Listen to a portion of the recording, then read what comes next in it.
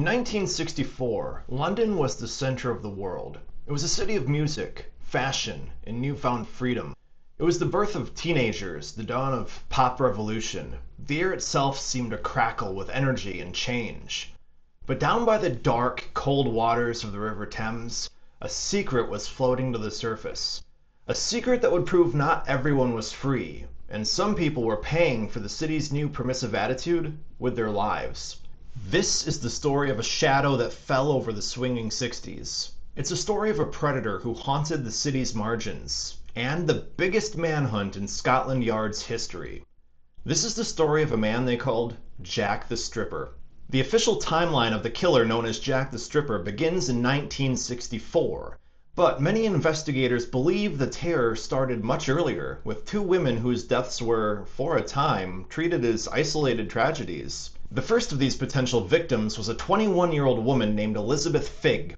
In the early hours of June 17, 1959, police were on a routine patrol through Duke's Meadows in Chiswick. It's a well-known lover's lane on the north bank of the Thames, and they made a grim discovery. On a patch of scrubland, they found Elizabeth's body. She'd been manually strangled, likely in a different location, and then her body was neatly arranged against a willow tree with her legs crossed. Her dress was torn open, and her underwear, shoes, and handbag were all missing. Investigators searched the park, and even the riverbed, but her belongings were never found. A friend of Elizabeth later shared that he dropped her off to meet someone for an appointment around 1:10 a.m. at Holland Park. She asked him to pick her back up at the park at 3:30. According to the coroner, Elizabeth was likely already dead by 2 a.m. The police theorized that she was killed by a client in his car, with her things left behind as he disposed of her body. This theory was given some chilling weight by a local pub owner from across the river. He and his wife told police that just after midnight, they saw a car's headlights park in that exact area. And a few moments after the lights were switched off, they heard a woman's single, terrified scream cut through the night. For 4 years, Elizabeth Figg's murder remained a tragic, unsolved case. But then on November 8th of 1963, another ghost emerged from the city's periphery. Workers leveling refuse at a council dump in Mortlake, just a mile from where Elizabeth was found, were horrified when their shovel struck something that wasn't trash. It was the body of 22-year-old Gwyneth Reese, who had been missing since September. Gwyneth was found completely bare, except for a single stocking on her right leg. The exact cause of her death couldn't be determined, but strangulation was considered possible. Gwyneth had just moved from Wales to London in 1959. At the time of her disappearance, she was expecting her first child. So now there were two women who were both working on the streets of West London. Both were found stripped and discarded near the Thames. At the time, no official link was made. But as 1964 dawned, it would become terrifyingly clear that a pattern was forming. Between 1959 and 1965, 8 women would be found dead in this small corner of London. Their stories form a timeline of terror that would spark one of the largest police investigations the country had ever seen. Tragically, though, when we try to look back and learn who these women were, their hopes, their fears, their stories, the records are almost silent. It's a silence that speaks volumes about how they were seen in their own time. Women living on the fringes, working in the streets, who were deemed disposable by a society that was all too willing to look away. Despite the lack of information I was able to find about these women, they were loved and didn't deserve to have their futures ripped away from them. I would also like to note that I'll be including a lot of newspaper coverage from the time, which was very sensationalized, and it can seem rather disrespectful looking at times. On February 2, 1964, the killing spree that would define the case began in earnest. Hannah Tailford, originally from a mining town in Lancashire, had been working along Bayswater Road near Hyde Park on January 23 when she disappeared. Her family, which included 2 young children, reported her missing when she failed to return home. Sadly, though, 10 days later her body was found floating by a pontoon on the Thames, just west of Hammersmith Bridge. She was pregnant with her 3rd child. Although she was also naked, except for her stockings, and exhibited head trauma, some reports suggest that police might have originally assumed that she jumped into the river herself, and that other injuries just occurred while she was in the water. An autopsy would later reveal the cause of death was indeed drowning, but, well, she was strangled first. Several of her front teeth were also missing, and in a final act of horrifying degradation, The killer had stuffed her own underwear into her mouth as a gag. This was definitely foul play, there was no doubt about it. But then there was another detail that baffled investigators.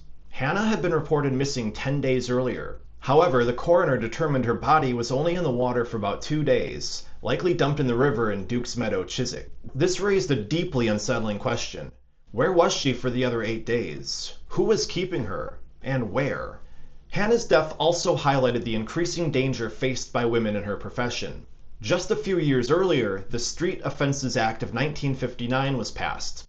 It was designed to clean up London streets by imposing much harsher penalties for soliciting. But the law didn't stop the work because there were still Johns willing to pay. It just made it more dangerous for the women involved. It pushed them away from public view and into the shadows, making them reliant on getting into cars with clients. A shift that left them incredibly vulnerable, isolated, and at the mercy of men whose intentions they couldn't possibly know. Men like the one who found Hannah Tailford. With Hannah's murder, a sense of unease settled over West London, but no one was prepared for the horrifying pace of what was to come. The killer was just getting started. Just over 2 months later, on April 8th of 1964, another body surfaced. It was 25-year-old Irene Lockwood, who also went by the name Sandra. She was pregnant with her first child at the time of her death. While originally from Nottinghamshire, she recently moved to East London and had been working along the Bayswater Road like Hannah was. The night before her body was discovered on a muddy shore of the Thames at Corney Reach, a pub owner had seen her at his establishment in Chiswick. Although she hadn't been kept like Hannah, the other details of Irene's murder were eerily similar. She was naked, she'd been assaulted and strangled, and she was dumped in the river.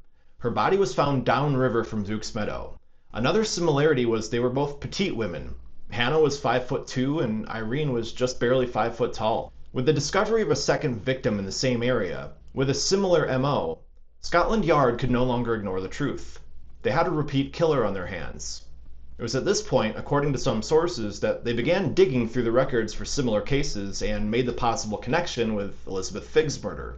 She too had been found near Duke's Meadow, along the River Thames in Chiswick, although 5 years had passed since then. The news sent a shockwave of fear through the community. The pressure on the police was immense, leading to some strange turns in the investigation. A 57-year-old caretaker named Kenneth Archibald walked into a police station and confessed to Irene's murder. He was charged and put on trial, only to later retract his confession and plead not guilty. With no other evidence linking him to the crime, he was quickly acquitted. His false confession was a telling sign of the panic and confusion that was beginning to grip the city. The killer, however, remained unfazed. In fact, he was growing bolder. Just 2 weeks after Irene's body was found, he struck again. Tuesday, April 21st, was the last day that friends of Helen Teddy Bartlemy saw her leaving a Soho club. Helen had been born in Scotland and went to a convent school, but she loved the entertainment business and spent several years as an exotic dancer before becoming an escort. Sadly, one of her meetings was with the killer, and the killer was changing his methods. Helen was discovered in a grimy alleyway in the nearby suburb of Brentford on April 24th. She lay face down, naked and strangled. Like Hannah Tailford, several of her front teeth were missing. This change in location, this move away from the river, was a critical mistake for the killer. Because Helen's body hadn't been washed clean by the Thames, it held a secret. Forensic teams examining her found the first solid piece of physical evidence in the entire case.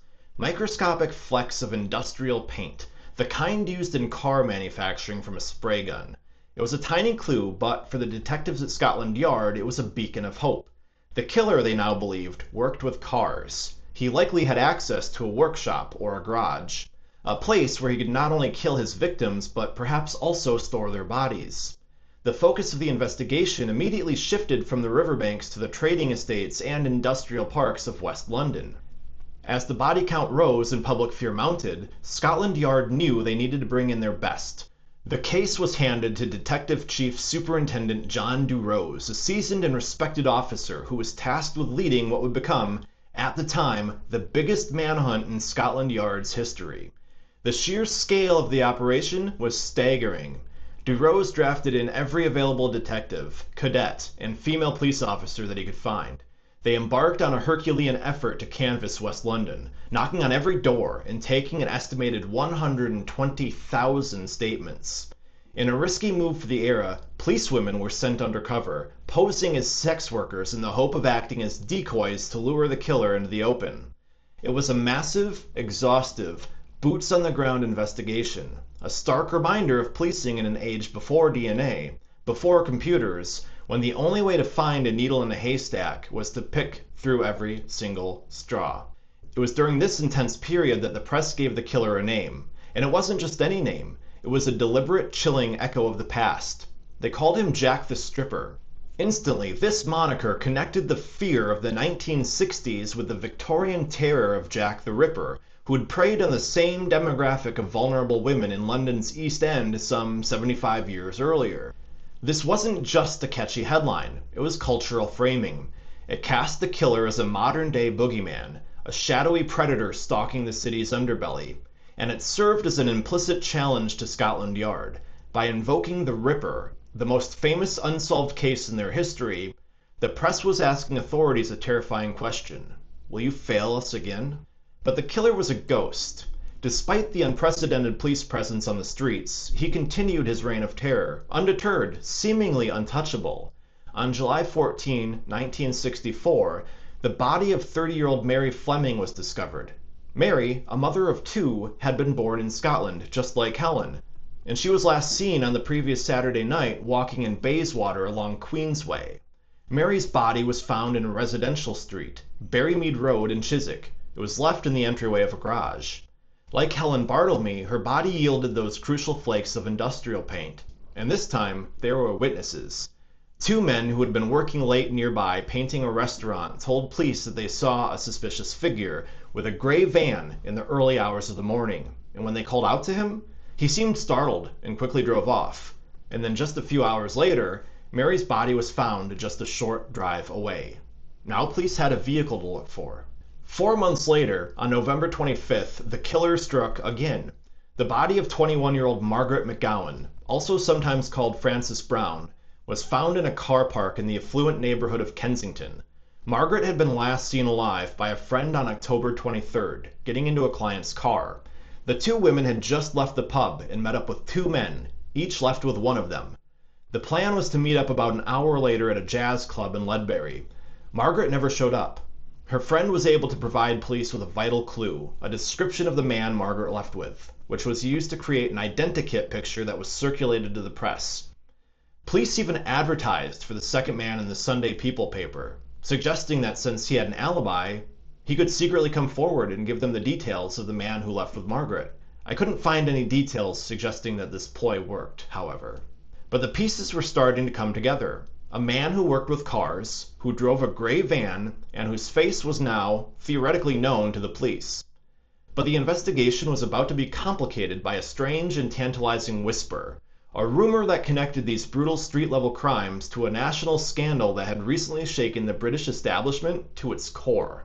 Some researchers have noted that two of the victims, Hannah Tailford and Margaret McGowan, had peripheral connections to the Profumo affair of 1963. This was a massive political scandal involving Secretary of State for War John Profumo, a 19-year-old model named Christine Keeler, and a Soviet naval attaché.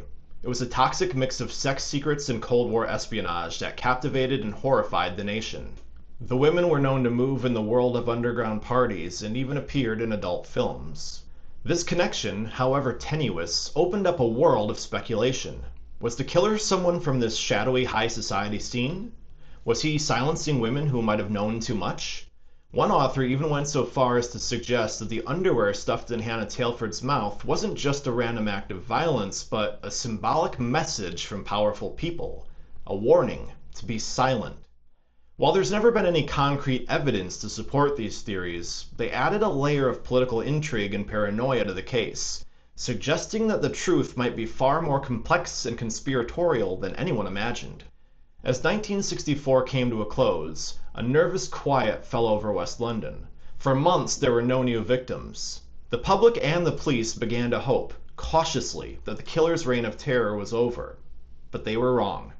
With his final victim, the killer's pattern would change in a way that revealed a terrifying evolution in his psychology. 27-year-old Bridget "Bertie" O'Hara, an immigrant from Ireland, was last seen on January 11, 1965, leaving a hotel in Shepherd's Bush with a bald man in his late 30s. She was petite, just over 5 foot tall, with dark hair and a heart-shaped tattoo on her arm that said Mick, a tribute to her childhood sweetheart and husband of 2 years, Michael O'Hara.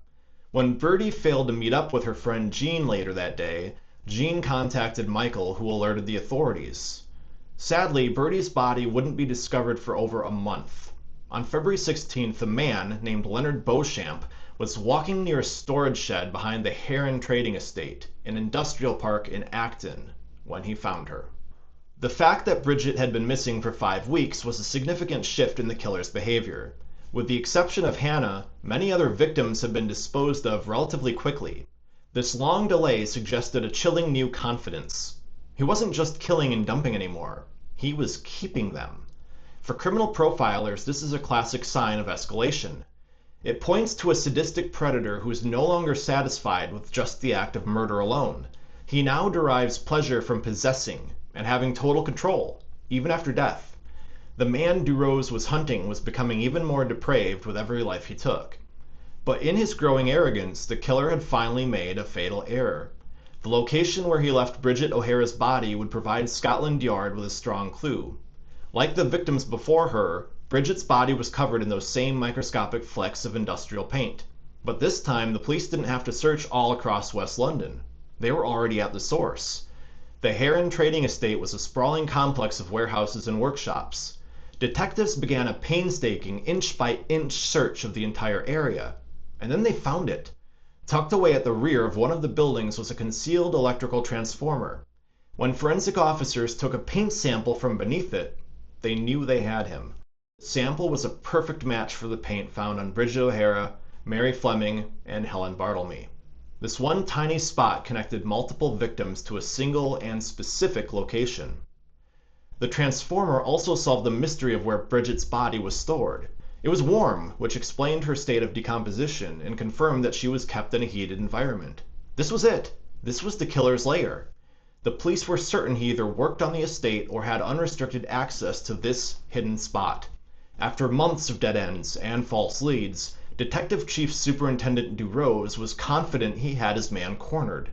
He knew the killer was almost certainly one of the thousands of people who worked on or had access to the Heron Trading Estate. But instead of quietly interviewing suspects, Duroz decided to make a high-stakes psychological play. He called a press conference. Standing before a crowd of reporters, he announced, intentionally falsely, that the police had narrowed their suspect pool down to just 20 men. He claimed that, through a process of elimination, they were closing in on the killer and an arrest was imminent. It was a bluff, designed to rattle the killer. Duroz was hoping the public pressure, the feeling of the walls closing in, all would force him to panic, to make a mistake. The city held its breath, waiting for the announcement that Jack the Stripper had finally been caught. But they wouldn't have to wait long for a dramatic conclusion, although it wouldn't be the one anyone expected. Shortly after Duroz's press conference, the case came to a sudden, shocking end. A Scottish security guard named Mungo Ireland, who worked at the Heron Trading Estate, had died of carbon monoxide poisoning in his garage, and he left a note behind. For the police, this was the break they were waiting for. Ireland fit the profile. He worked at the scene of the crime. He was a man in his 40s who Duroz had privately codenamed Big John, and in his garage he left a note for his wife. It read, "I can't stick it any longer," and it ended with the damning line, "To save you and the police looking for me, I'll be in the garage." It seemed like a confession, and the timing was perfect. The note was unambiguous. For John Duroz and Scotland Yard, the case was effectively closed. And in October of 1965, when no more murders had occurred, the task force was officially closed down. But what if it wasn't that simple? What if the note wasn't about murder at all? Decades later, researchers digging into the case uncovered a detail that throws the entire official conclusion into doubt. According to Mungo Ireland's work records, on the night the final victim, Bridget O'Hara, disappeared, he wasn't even in London. He was in Scotland. It was a seemingly concrete alibi. Furthermore, there was another reason for him to be in a state of panic. On the morning his body was found, Mungo Ireland was scheduled to appear in court to face charges for a motoring offense. failing to stop after a traffic accident. This revelation recasts his death in a completely different light. Was his note, where he said, "To save you and the police looking for me," a confession to being a serial killer? Or was it the desperate act of a man terrified of facing court? As a security guard, maybe he feared this court record would lose him his job, and the shame was more than he could handle. This ambiguity is the central mystery of the case. Did an innocent man's tragic death coincidentally mark the end of the killing spree?